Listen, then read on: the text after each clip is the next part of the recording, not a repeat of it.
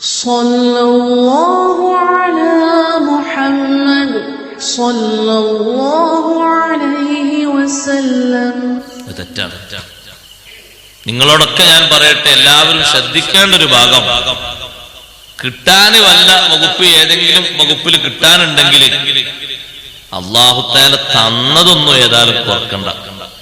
കുറച്ച് പറയണ്ട, ചിലപ്പോൾ ഉള്ളത് കുറഞ്ഞാലോ എന്നുള്ള പേടിയിലാണ്. കുറച്ച് പറയണ്ട. അല്ല ഉസ്താദ്, അങ്ങനെ കാണിച്ചെങ്കിലേ അത് കിട്ടുള്ളൂ, എന്നാ പിന്നെ വേണ്ട, അല്ലാഹ് തന്നതിന് ധാരാളം. ഒരു സ്കോളർഷിപ്പ് കിട്ടണം ഒരു കുട്ടിക്ക്, ആൺകുട്ടിക്കോ പെൺകുട്ടിക്കോ.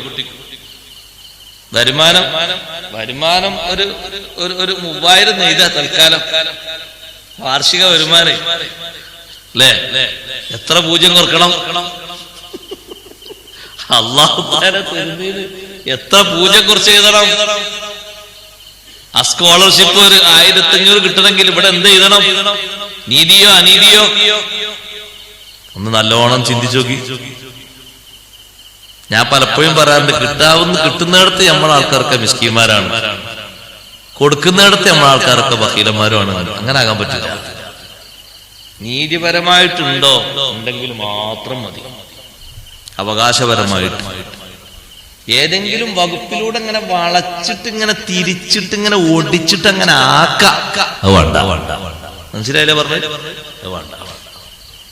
എന്തിനാണ് അതൊക്കെ? വലിയ വലിയ ഭാരിച്ച കട്ടയും കനയുമായിട്ട് ഏറ്റിക്കൊണ്ടുവരണ്ടിനോട് വരുമ്പോ, കാരണം അതിന്റെ ഒരു അവകാശമുള്ള ആൾക്കാർ ഇഷ്ടംപോലെ നാട്ടിലുണ്ട്. അവരാരോ വാങ്ങിക്കോട്ടെ, നമ്മളെന്തിനു പോണു?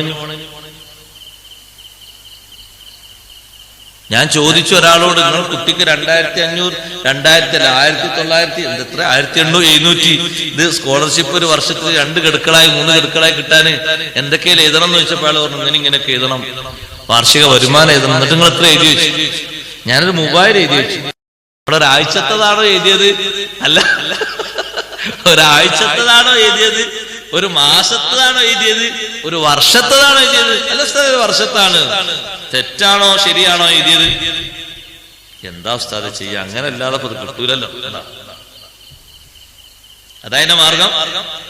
അങ്ങനല്ലാതെ കിട്ടൂലല്ലോ എന്ന് കരുതിയിട്ട് പറ്റാത്തത് എഴുതി കൂട്ടിയിട്ട് വാങ്ങലാണോ? അനീതിയാ. ശരി, നീതി അനീതി എന്ന് പറഞ്ഞാൽ കോടതിയിൽ മാത്രമുള്ളതല്ല, നിത്യജീവിതത്തിൽ മൊത്തമുള്ളതാണ്. നമ്മളെ ജീവിതത്തിലൊക്കെ മൊത്തം പാലിക്കേണ്ടതാണ് നീതിയും അനീതിയും. സഹോദരങ്ങളെ, അത് പ്രത്യേകം ശ്രദ്ധിക്കേണ്ടതാണ്. അതുകൊണ്ടല്ലേ നിങ്ങൾ നോക്ക്, ഹബീബ് റസൂലുള്ളാഹി സ്വല്ലല്ലാഹു അലൈഹി വസല്ലം തങ്ങളുടെ കാലത്ത് ബഷീർ റളിയല്ലാഹു അൻഹു എന്നൊരു സ്വഹാബി ഉണ്ടായിരുന്നു. ബഷീർ റളിയല്ലാഹു അൻഹുവിന്റെ മകൻ നുഅ്മാൻ റളിയല്ലാഹു അൻഹുവിന് തന്റെ സമ്പത്തിൽ നിന്നൊരു വിഹിതം കൊടുക്കാൻ ഉദ്ദേശിച്ചു. ഈ ബഷീർ റളിയല്ലാഹു അൻഹുവിന് 2 ഭാര്യയുണ്ട്, 2 ഭാര്യയിലും മക്കളുണ്ട്. അപ്പോ നുഅ്മാൻ റളിയല്ലാഹു അൻഹു എന്ന മോനാ കൊടുക്കുന്നത്. നുഅ്മാൻ റളിയല്ലാഹു അൻഹുവിന്റെ ഉമ്മ ഭർത്താവിനെ വിളിച്ചിട്ട് പറഞ്ഞു, അല്ല ഭർത്താവേ, എന്റെ മോന് മാത്രല്ലേ നിങ്ങൾ കൊടുക്കുന്നത്? മറ്റേ ഭാര്യയിലും നിങ്ങൾക്ക് മക്കളില്ലേ? ഇതുപോലെ അവർക്കും നിങ്ങൾ കൊടുക്കണ്ടേ? കൊടുക്കുന്നില്ലല്ലോ. ഇപ്പൊ നിങ്ങൾ എന്റെ മോന് നുഅ്മാന് മാത്രല്ലേ കൊടുക്കുന്നത്? അതുകൊണ്ട് ഈ കൊടുക്കുന്നത് എനിക്ക് സമ്മതമുള്ള ഒരു കൊടുതിയാകണമെങ്കിൽ, സമ്മതമുള്ള ദാനമാകണമെങ്കിൽ ഈ വിഷയത്തിന് അല്ലാഹുവിന്റെ റസൂലിനെ സാക്ഷിയാക്കി കിട്ടണം. ഒന്നവിടെ പോയി ചോദിക്കണം. ആ ഉമ്മ എന്തൊരു നല്ല മനസ്സുള്ള ഉമ്മേറെ. കിട്ടണോടത്തോളം ഇങ്ങോട്ട് പോന്നോട്ടെ എന്നല്ല പറഞ്ഞ്, എന്റെ മോന് കിട്ടണോടത്തോളം പോന്നോട്ടെ എന്നല്ല, എന്റെ മോന് കിട്ടുകയാണെങ്കിലും എന്തേ കിട്ടാവൂ? ഹക്കായത് മാത്രമേ കിട്ടാവൂ എന്നാണ്. എന്റെ മോന് മാത്രമൊന്നല്ല നിങ്ങൾക്ക് മോനുള്ളത്. അവിടെ ഒരു ഭാര്യയുണ്ട്, ആ ഭാര്യയിലുണ്ട് മക്കള്.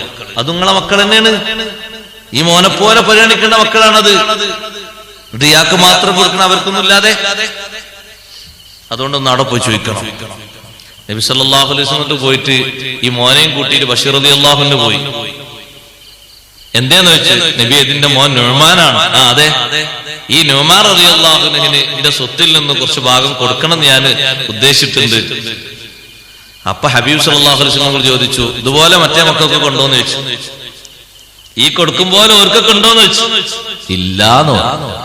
ഇല്ല എന്ന് പറഞ്ഞപ്പോ തങ്ങൾ മറുപടി പറഞ്ഞു, ലാ അഷ്ഹദു അലാ ജൗരിൻ, അക്രമത്തിന് ഞാൻ സാക്ഷി നിൽക്കൂല എന്ന് പറഞ്ഞു.